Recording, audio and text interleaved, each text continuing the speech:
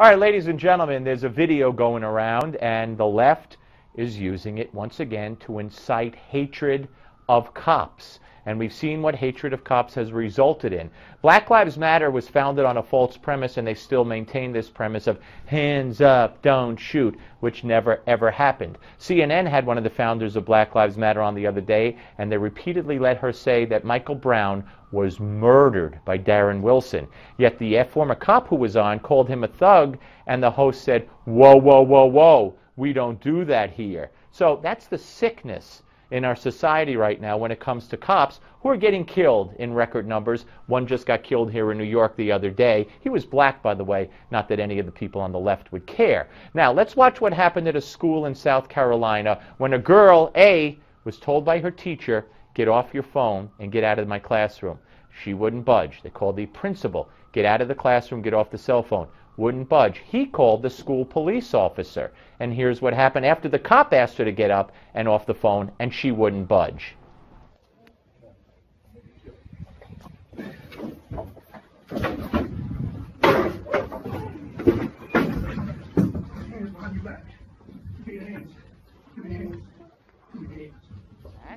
And cuffing her. He told her she would be arrested if she did not get off the phone and get out of the classroom, or get out of the chair at that point.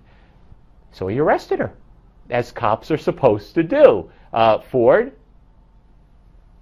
Well, I'm going to be perfectly honest with you. I definitely think the video looks bad. I don't think enough's known here, but here is the central question from having to deal with DAs and police officers. Were the actions of the cop reasonable given the situation? And based on what we hear on background, the answer may be very likely, but again, I think the DOJ and the FBI should butt out until we actually have a finding on this situation. Jessica? I don't approve of the cop's actions insofar as hurling her out of the chair. I think there's a much more civilized way. And what is the civilest way to do it? You could have evacuated the classroom of all of the other students, had her sit there by herself, talk to her. Why are you laughing? Because you realize that she also was not the only student arrested in that class for disturbing. No, the other girl who stood up for her, she got arrested too. It was a boy. That's called interfering with an officer while making an arrest. You see, there's laws, Jessica. You may not like them, the left may not like them, but this person was told what to do by a police officer. I am not denying that there is a respect issue on the part of the public towards a legal requirement. I have nothing to say to this beyond the fact that he did not have to act that violently. He has a record, by the way, of being let's talk about his record. Yeah, I know, and you're going to say he won an award. Yeah, excuse me. He had charges dismissed. He still has charges pending. No, he didn't have charges dismissed. He was charged with civil rights violations.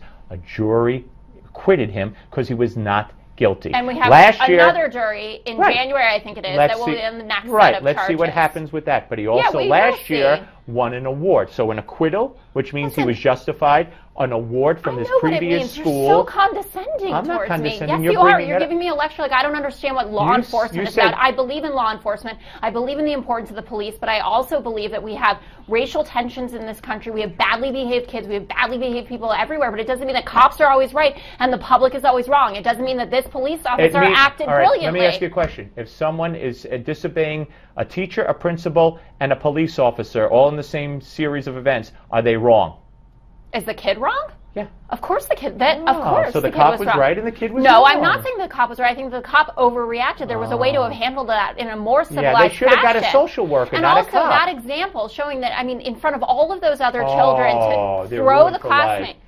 You know, this is such liberal nonsense. My heart's bleeding. All right. Thanks for the panel, folks. We're coming back with Stephen Moore. But remember, every night this week, every single night this week, Ed Klein will be joining me to reveal a Clinton secret from his new book, Unlikable, The Problem with Hillary. Ed, welcome. In your book, you mentioned Valerie Jarrett's prolonged investigation. What is that all about?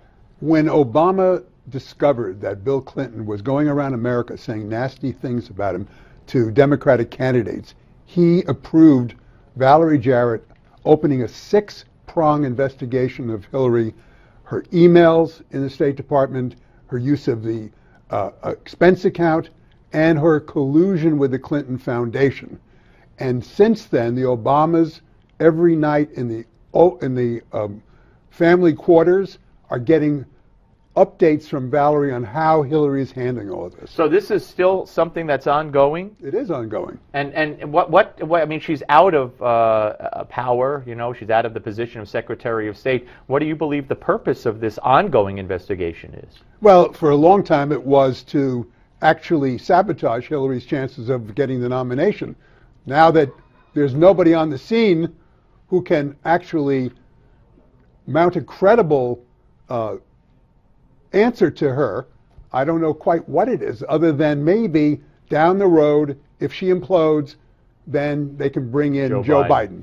All right, folks, this is just one of the Clinton secrets that we're going to bring to you every day this week. And, of course, they're all in Ed Klein's new book, Unlikable, The Problem with Hillary. Unlikable retails for $29.95, but now you can get it with our free offer. Get this almost $30 value absolutely free. Just go online to newsmax.com/Klein or call toll-free 800-850-8749.